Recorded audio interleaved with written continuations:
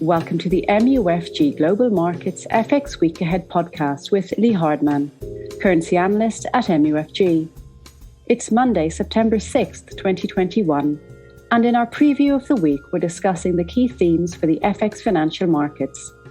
The following podcast is intended for professional investors and eligible counterparties only, and not for retail clients.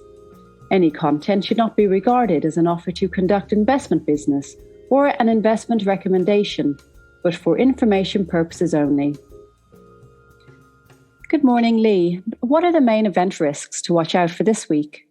Hi, morning, Una. Yeah, over the past week or two, we have seen the dollar kind of weakening again. This is following the dovish Jackson Hole speech from Fed Chair Powell, in which he kind of signaled that the Fed's in no kind of rush to begin raising rates, which I think kind of provides some kind of reassurance to market participants. And then, obviously, more recently, at the end of last week, we also saw kind of a continuation of the kind of weaker economic data flow coming from the US recently, with payrolls coming in much weaker than expected for August. So, all in all, that's kind of just dampening kind of expectations for faster Fed rate hikes as soon as next year, which is taking some of the steam out of the dollar rally that we'd seen in recent months.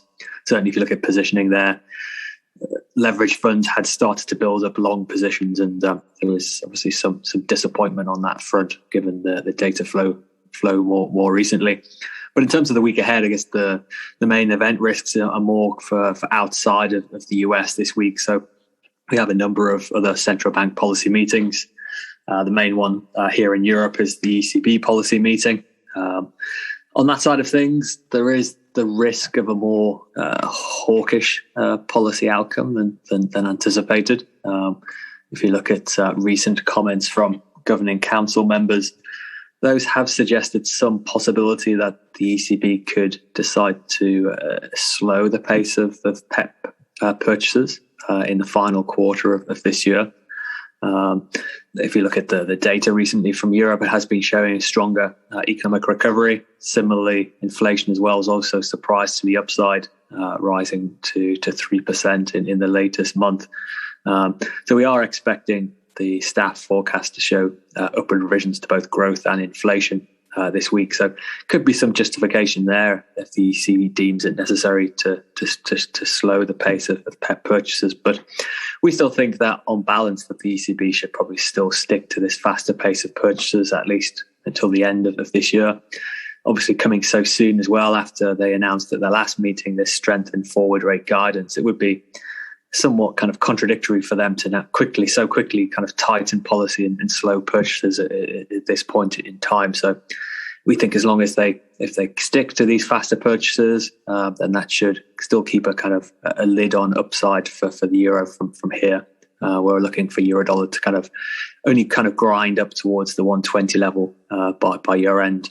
The risk, though, like I said, is a hawkish surprise. If they were to slow the pace of purchases, then we could certainly see euro dollar rise more quickly towards that target in the short term. The other policy meetings that we're looking at as well this week, the RBA policy meeting tomorrow as well. This is somewhat more uncertain in terms of the outcome from the meeting. The majority of economists over in Australia and ourselves are looking for the RBA to delay their plans to begin tapering QE from this month in response to the further negative disruption to the economy in the near term from the COVID restrictions. To us, that makes the most sense. But as we heard from the RBA just at their last meeting in August, they were still kind of the view that they're going to stick to this plan to taper QE in September. And they thought that the disruption to the economy, that was only a short-term thing, and they were kind of optimistic that the economy would bounce back later this year and into next year. So they weren't confident that delaying QE at this point would have much impact in terms of supporting the recovery. So there is obviously a real risk that the RBA could disappoint market expectations and deliver a hawkish policy surprise as well this week if they stick to their plans to taper QE from this month. And that's certainly something which could kind of reinforce the tentative rebound we've seen in the Australian dollar over the last couple of weeks. And what are the implications for the yen from fresh political uncertainty in Japan, Lee?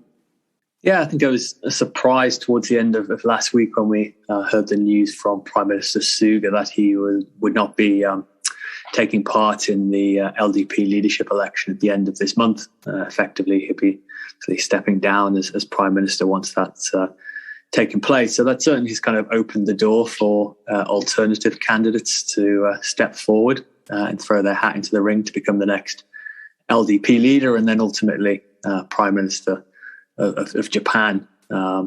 So far, a number of kind of candidates are seen as kind of the leaders at this stage, including former Foreign Minister Kishida, former Foreign Affairs Minister Takaishi, current kind of COVID vaccine coordinator Kono, and also former Defense Minister Ishiba. A kind of overall take, though, at this stage, though, is that, yes, it does kind of increase political uncertainty in the very near term, which initially could be somewhat yen negative. But we don't think that in reality that the change in leadership, whoever wins, is likely to be kind of groundbreaking in terms of changing the policy settings in Japan. Markets have kind of initially kind of rallied. We saw the Japanese equity market, the TOPEX rising to its highest level since early 1990s, following this announcement at the end of last week. So that to us kind of reflects some optimism amongst investors that we could see the potential for further loosening of fiscal policy. And some candidates have certainly suggested, including Kishida, that they're looking to spend several tens of trillions of yen on a further stimulus to support the economy through the current disruption from COVID restrictions that are in place in Japan. So that could be something which kind of is supporting further kind of reflationary expectations in Japan and could help lift those domestic equity markets. We've highlighted recently that Japanese equity markets have kind of underperformed relative to elsewhere. So there could be some catch up there. But in terms of the policy impact on monetary policy in the BOJ, we're not expecting any significant change there, really, in terms of BOJ policy. If you look at the candidates that have put their name into the ring so far, none of them have really expressed strong views on BOJ policy. So we think the most likely scenario is that the new leadership will continue to cooperate with the BOJ, kind of in line with current arrangements. So continue to see this kind of continuation of loose BOJ policy continuing. So I think when you take that all into consideration, we think it makes sense that we've seen fairly limited reaction in the FX market so far. Like I say, the yen initially strengthened, but those gains were kind of quickly given back. And dollar yen really over the last couple of weeks and over the summer period has been probably one of the more stable currency pairs, trading around the 110 level.